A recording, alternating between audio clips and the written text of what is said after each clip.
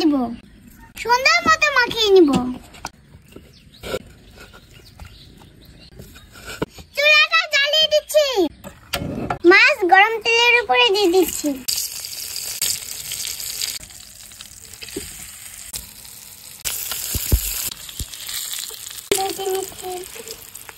ইলিশ মাছের মাথা ভাজা হয়ে গেছে, তুলে নিচ্ছি।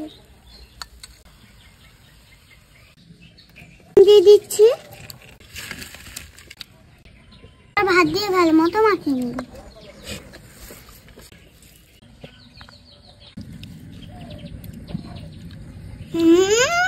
ইলিশ মাছ দা